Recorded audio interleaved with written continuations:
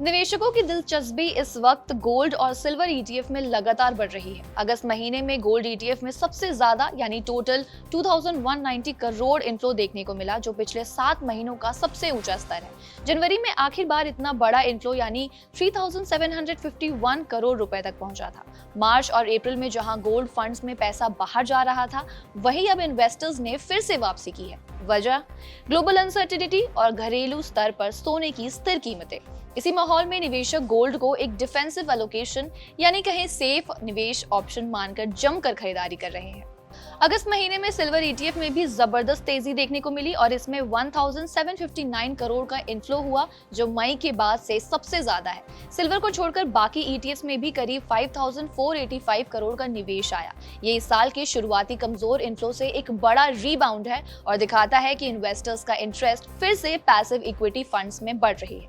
Commodity की बढ़ती कीमतों ने भी इनफ्लो को बढ़ावा दिया। एमसीएक्स पर अगस्त में सोना करीब 5% चढ़ा और 1,01,967 पर 10 ग्राम के मंथली ऊपरी स्तर तक पहुंचा। वहीं चांदी लगभग 9% बढ़कर 1,17,468 प्रति किलो तक पहुंच गई। साल दर साल देखें तो सोना लगभग 35 to 40% और चांदी करीब 40 to 45% तक बढ़ चुकी है, यानी दोनों ही धातुएं अब अपने रिकॉर्ड स्तर के आसपास पहुंच चुकी है। एक्सपर्ट्स का मानना है कि चांदी की हाल ही में मजबूती की वजह सिर्फ इन्वेस्टर्स के लिए सेफ हेवन यानी कहें सुरक्षित निवेश होना ही नहीं, बल्कि इसके पीछे बड़े इंडस्ट्रियल रीजंस भी शामिल है। मोतीलाल ओसवाल फाइनेंशियल सर्विसेज की एक ताजा रिपोर्ट के मुताबिक दुनिया भर में बढ़ते जियोपॉलिटिकल टेंशंस, टैरिफ को लेकर अनसर्टेनिटी और डॉलर की कमजोरी ने चांदी को निवेशकों के लिए और भी ज्यादा आकर्षक बना दिया है। इसके साथ ही चांदी की इंडस्ट्रियल डिमांड भी लगातार बढ़ती हुई देखने को मिल रही है। आज चांदी का इस्तेमाल बड़े पैमाने पर सोलर पैनल, इलेक्ट्रिक व्हीकल्स और 5G डिवाइसेस में भी हो रहा है। इनकी डिमांड बढ़ने से चांदी की कंजम्पशन भी तेजी से बढ़ रही है। वहीं दूसरी ओर सप्लाई टाइटनेस और लगातार बढ़ते पैमाने पर इंपोर्ट्स ने भी चांदी की कीमतों को ऊपर ले जाने में अहम भूमिका निभाई है। यानी निवेशकों के भरोसे और इंडस्ट्रियल यूज दोनों ने मिलकर चांदी को इस समय सबसे मजबूत कमोडिटी बना दिया है। गोल्ड ईटीएफ्स की बढ़ती डिमांड पर morning star investment research India के सीनियर एनालिस्ट नेहल मेश्राम ने कहा, भारतीय निवेशकों के लिए सोना एक ढाल यानी शील्ड की तरह काम करता है। ये न सिर्फ करेंसी में उतार चढ़ाव और महंगाई से बचावा देता है, लेकिन बड़े ग्लोबल मॉनेटरी पॉलिसी डिसीजन से पहले एक समझदारी भरा निवेश साबित होता है। इसी तरह angel one asset management company के ईडी और सीईओ हेमंत भाटिया का कहना है कि सोने ने एक बार फिर साबित कर दिया है कि ये एक वैल्यू एसेट और वोलेटाइल मार्केट में भरोसेमंद हेज साबित हो रहा है। साल 2025 में अब तक गोल्ड ईटीएफ में टोटल 5,648 करोड़ से ज्यादा का निवेश हो चुका है। इससे ये साफ है कि गोल्ड ईटीएफ अब लंबे समय के निवेशकों के लिए बेहतरीन ऑप्शन बन चुका है, जो उनकी स्टेबिलिटी और सेफ रिटर्न को मजबूती देता है।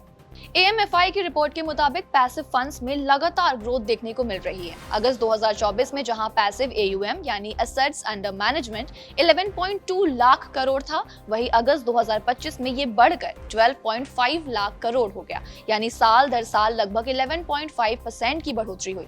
सिर्फ अगस्त महीने में ही पैसिव AUM में 0.2% की ग्रोथ दर्ज हुई। गोल्ड ETFs की बात करें तो एक साल में इनका साइज लगभग 2 गुना हो गया।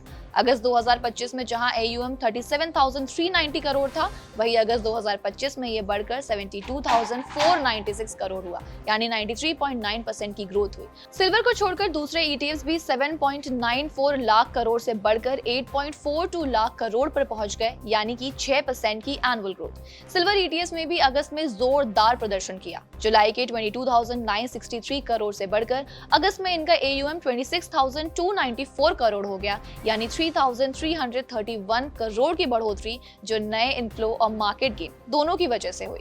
गोल्ड ETFs में निप्पॉन इंडिया गोल्ड 20 सबसे बड़ा ETF है, जिसका AUM 23,832 करोड़ है और इसने 51% का एक साल का रिटर्न दिया। इसके बाद HDFC गोल्ड ETF है, जिसका AUM 11,379 करोड़ है और रिटर्न 51.4%। SBI गोल्ड ETF का AUM 9,506 करोड़ और return 51.4%। ICICI prudential gold ETF का AUM 8,770 करोड़ है और रिटर्न 51.7%। बात करें सिल्वर ETFs की तो निप्पॉन इंडिया सिल्वर ETF सबसे आगे है, AUM 9,099 करोड़ और रिटर्न 50.8%।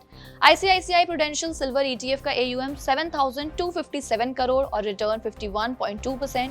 फिर HDFC सिल्वर ETF जिसका AUM 1,369 करोड़ और रिटर्न 50.4% है। तो इससे ये तो साफ है कि सोना और चांदी दोनों ही इस समय निवेशकों की पहली पसंद बनकर उभर रहे हैं और ETFs इनके बढ़ते भरोसे का सबसे बड़ा सबूत है।